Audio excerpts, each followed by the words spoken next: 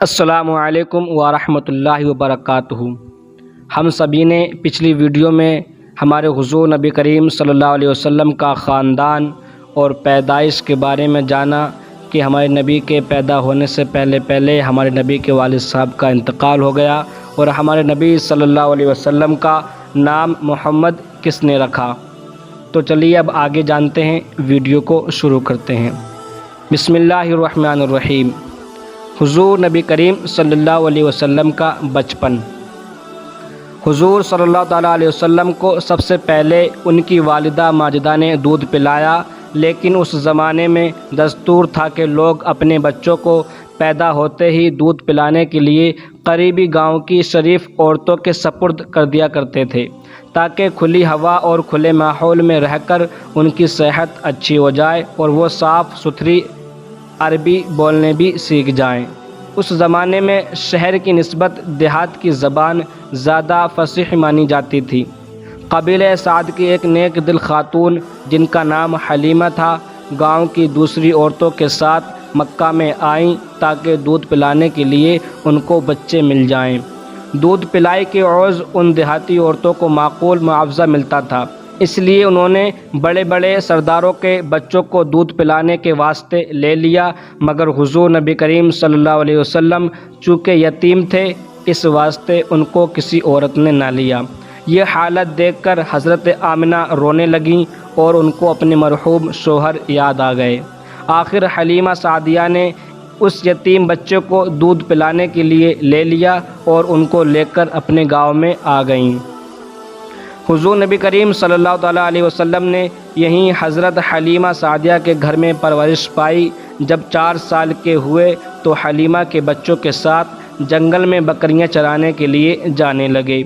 ایک روز حضرت حلیمہ رضی اللہ عنہا حضور نبی کریم صلی اللہ تعالیٰ علیہ وسلم کو اپنے ساتھ لے کر مکہ میں آئیں اور انہوں نے حضرت آمنہ سے کہا کہ تمہارے بچے کو سایہ ہو گیا ہے، یہ کہتا ہے کہ پہاڑ کے پتھر اس کو سلام کرتے ہیں، اور ایک روز تو 2 آدمیوں نے اس کا پیٹ چاک کر دیا اور یہ پھر بھلا چنگا ہو گیا۔ حضرت آمنہ نے حلیمہ سے کہا، بہن، اس بچے کو سایہ نہیں ہے بلکہ یہ شروع ہی سے ایسا ہے۔ اس کے بعد حضرت آمنہ نے حضرت حلیمہ کو حضور صلی اللہ علیہ وسلم کی پیدائش کے زمانے کے عجیب و غریب باتیں سنائیں۔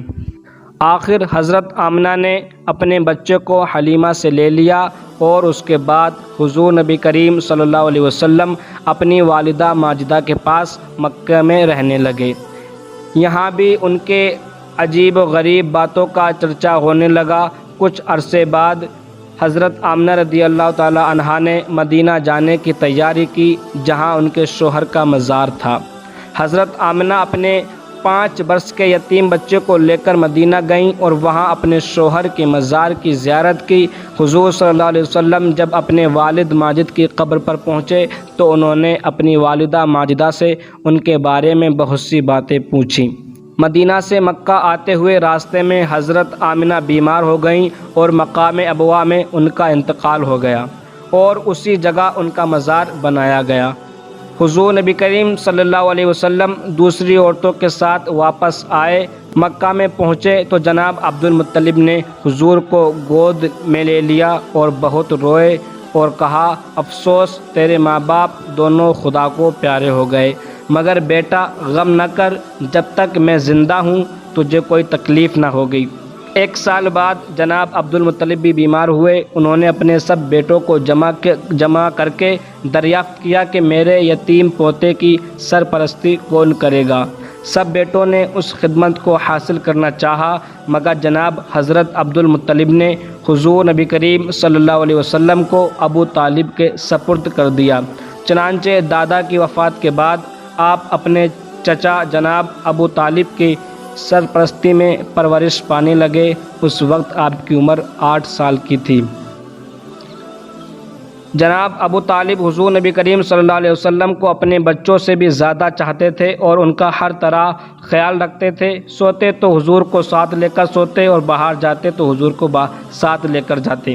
جناب ابو طالب تجارت کرتے تھے اور قریش کے دستور کے مطابق وہ سال میں 1 دفعہ ملک شام جایا کرتے تھے۔ حضور کی عمر کوئی 12 برس کی تھی کہ ایک سال جناب ابو طالب نے شام کے سفر کا ارادہ کیا۔ سفر کی تکلیف کے خیال سے جناب ابو طالب آپ کو ساتھ نہیں لے جانا چاہتے تھے، مگر جب وہ سفر پر روانہ ہونے لگے تو حضور ان سے لپٹ گئے اور ساتھ چلنے پر اصرار کیا۔ جناب ابو طالب نے یہ حال دیکھا تو آپ کو ساتھ لے لیا۔ اپنے چچا کے ساتھ رہ کر حضور صلی اللہ علیہ وسلم بہت جلد تجارت کے پیشے میں ماہر ہو گئے۔